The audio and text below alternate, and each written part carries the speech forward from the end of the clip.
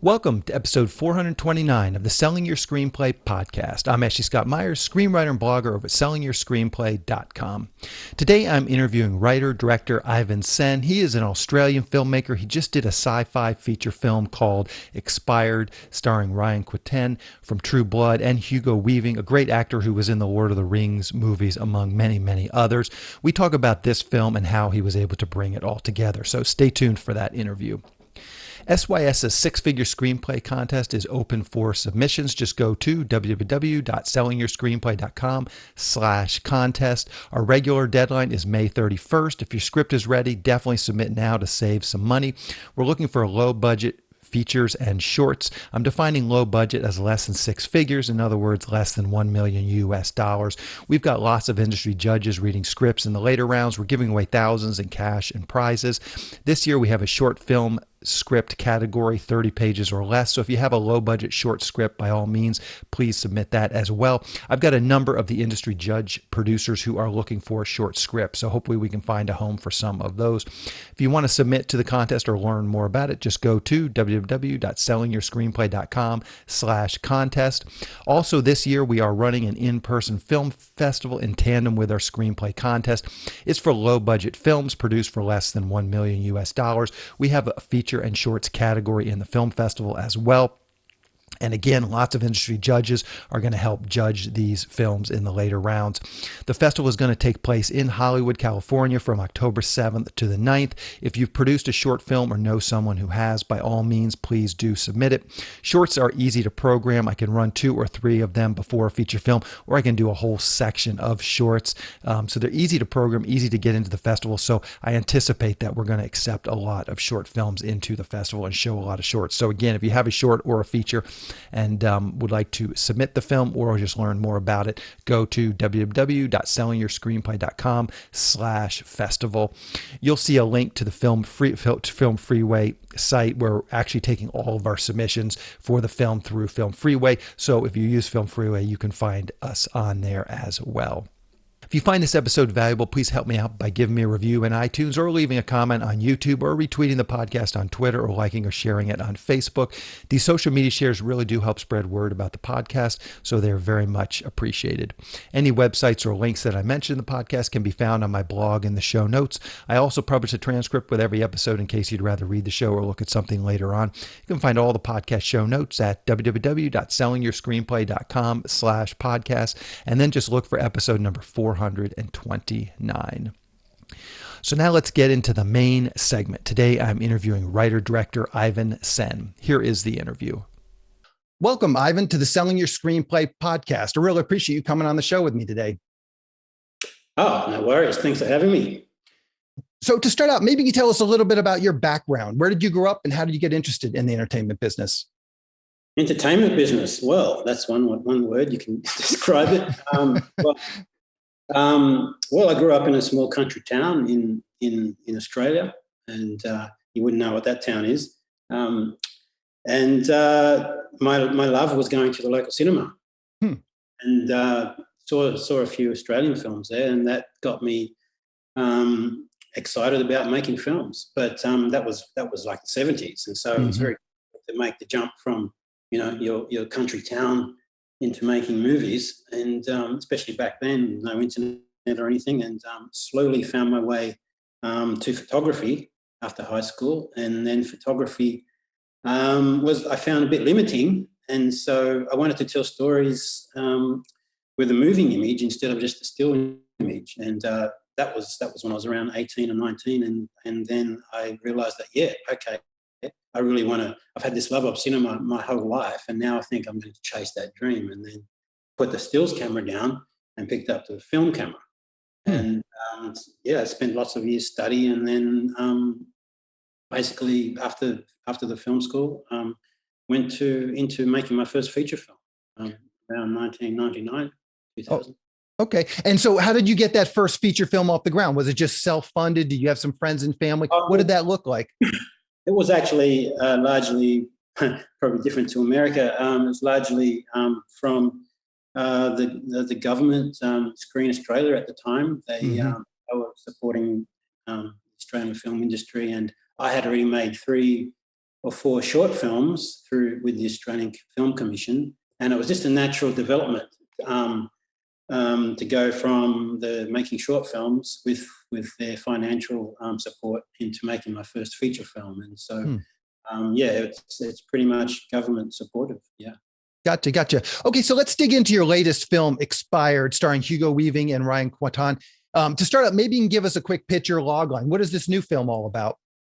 Oh, look, it's a romantic sci-fi set in a futuristic Hong Kong, and it's about these 2 characters that come together, and they struggle to love, really, and to trust, and in a world that actually has closed its door on human emotions because there's no use for them. And so it's a journey, a struggle for trying to reconnect with these human emotions that have been slowly eroded over time.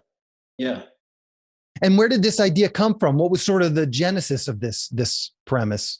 When I first arrived in Hong Kong, I was just blown away by the location. All of my films start with a location, and then the location always informs the characters.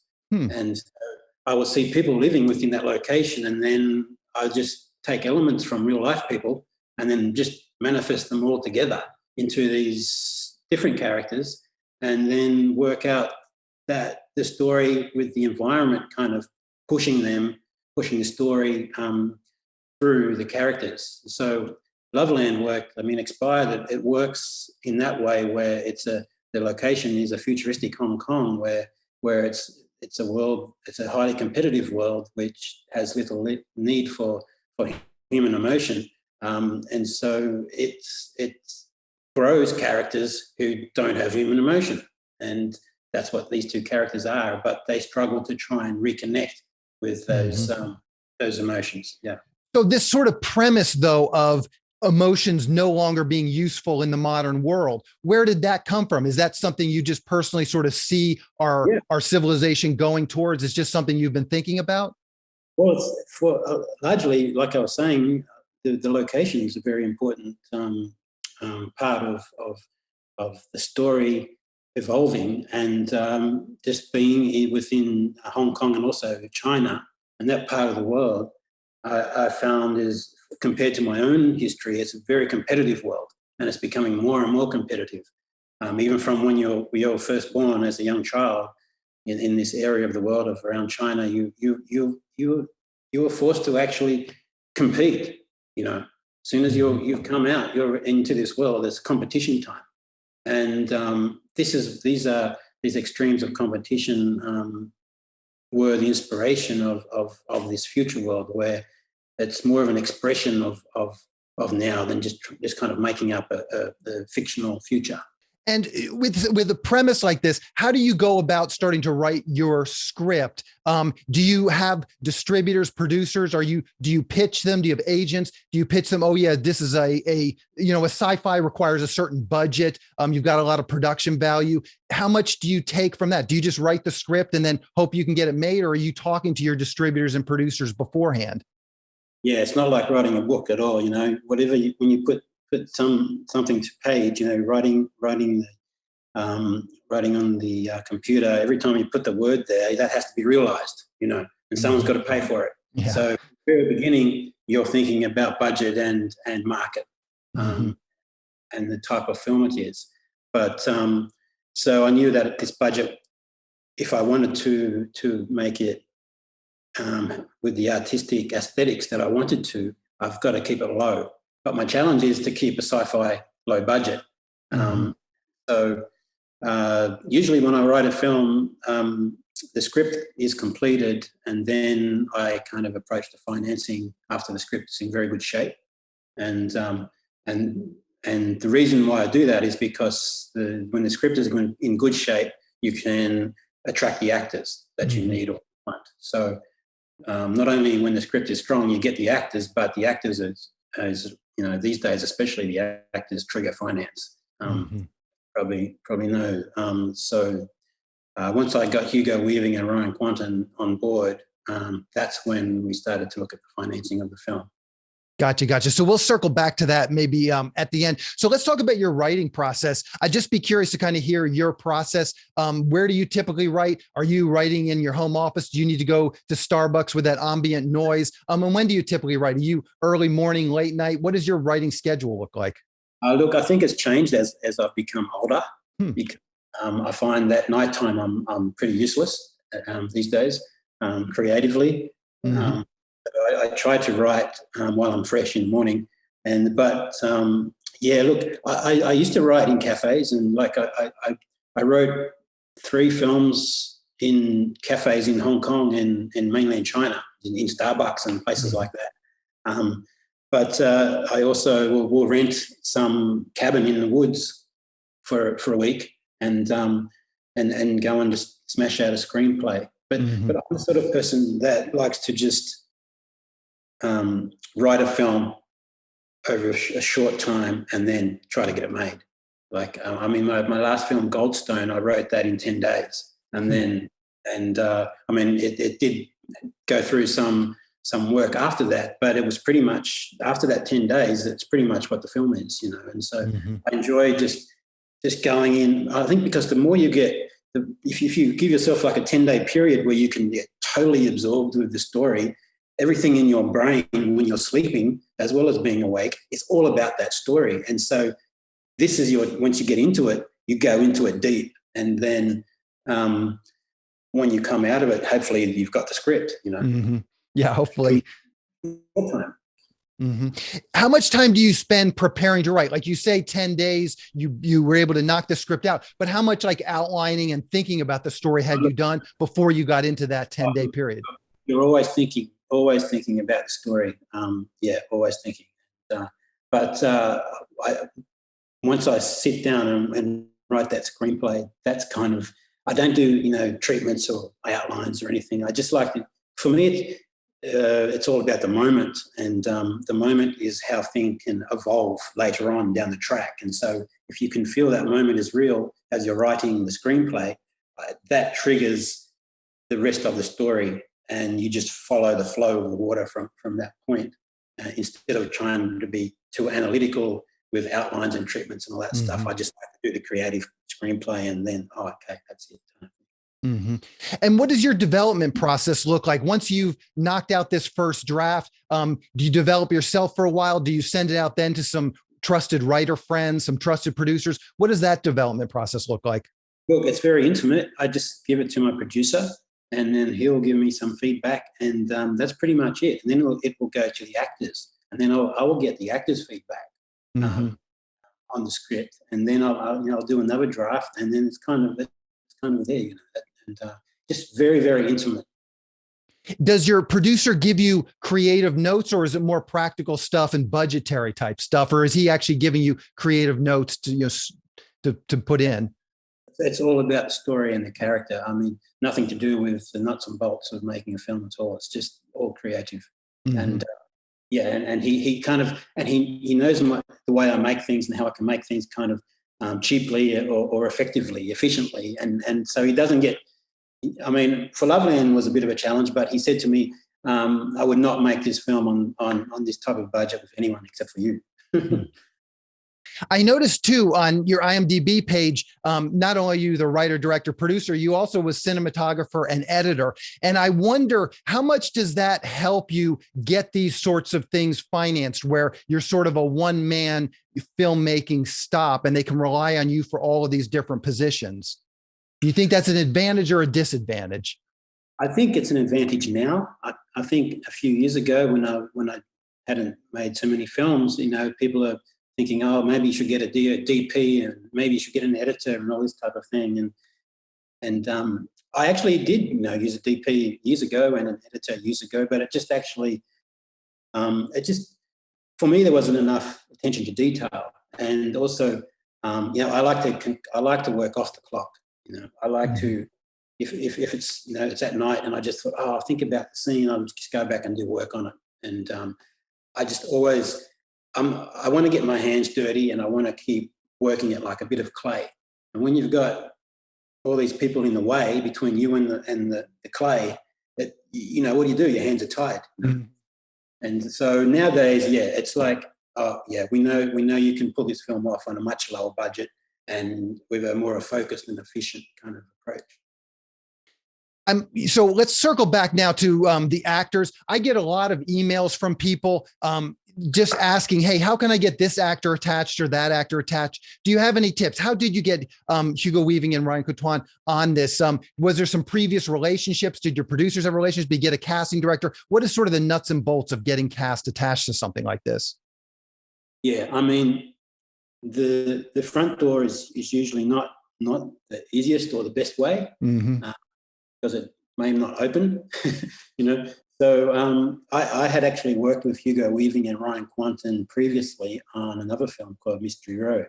And so I've already had established a relationship with them. I just emailed, and when I wrote this expired script, I just emailed it to them, just direct without talking to agents or anything. Mm-hmm. But saying that, for Mystery Road, I still had to get them for that initial time. Mm-hmm. And so I actually ran into Hugo Weaving's brother, who was a festival director in Australia and in Canberra actually, and he suggested that I look at Hugo for any future roles, and I said, oh, okay, so he gave me Hugo's contact. So for that, okay. through Hugo's family kind of contact.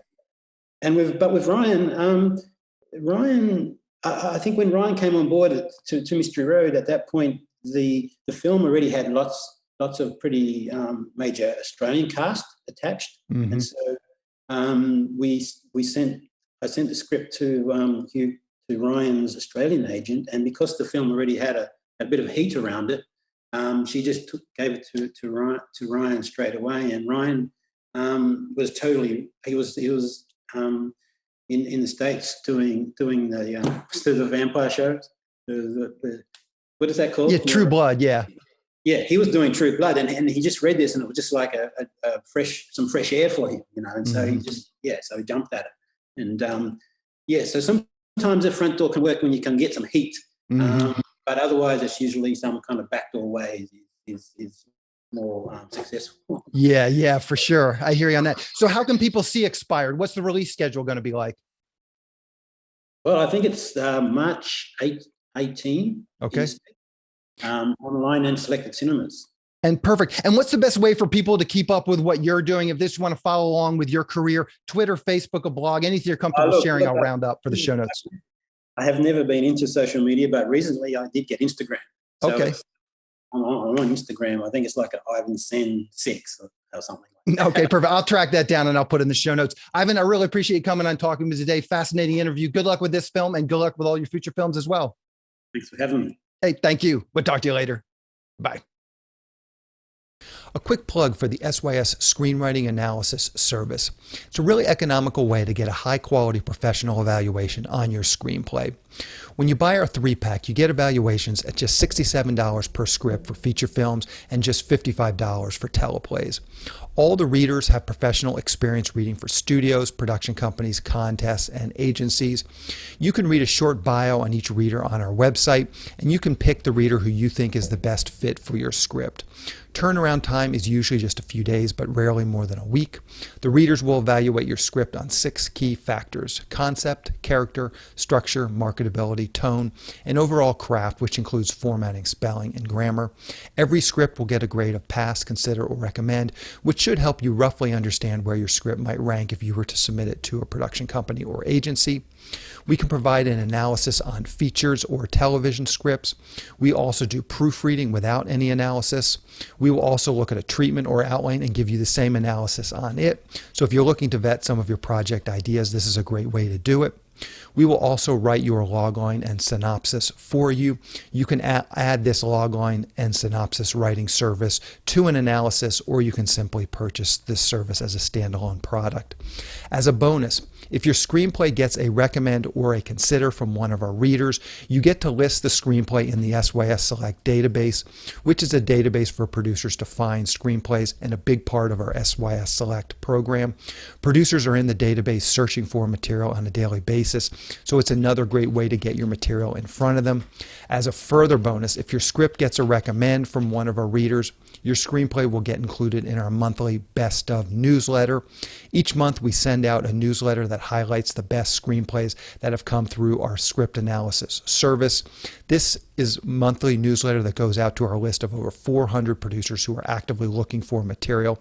So again, this is another great way to get your material out there. So if you want a professional evaluation of your screenplay at a very reasonable price, check out www.sellingyourscreenplay.com/consultants. Again, that's sellingyourscreenplay.com/consultants. On the next episode of the podcast, I'm going to be interviewing writer-director Hamza Zaman, who just wrote and directed the new thriller feature film called The Institute. We talk about his career and how this film came together for him.